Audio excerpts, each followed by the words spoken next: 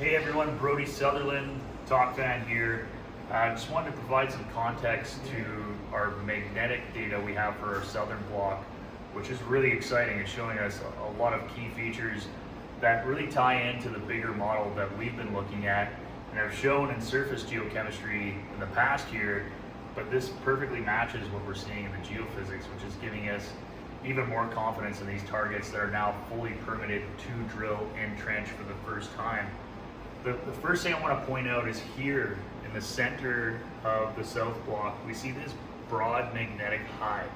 And we think this ties to a deeper intrusive that's the heat driver for a lot of the mineralization that we see here.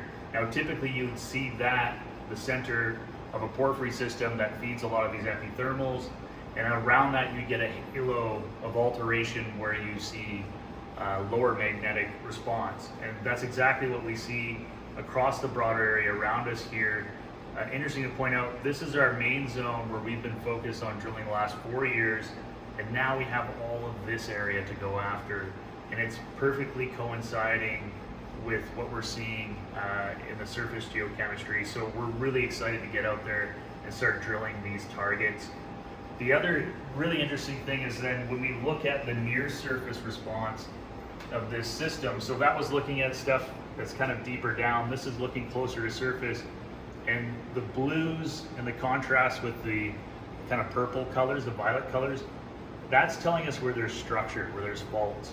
And again, back at our main zone, small area, we see that contrast. That makes sense. That's exactly what we see structurally there. It looks like all this continues as you track to the north. We have all these other targets, and this one in particular is really interesting. Right on that contrast between the high and the low, where we think there'd be a fault structure there. That's where we're seeing elevated gold in this area. Seeing further to the east, this whole corridor up here, there's so many of these targets that we've only got a few samples in already, but again, this changes our footprint from this to this in terms of size potential, and that's why we're really excited about it.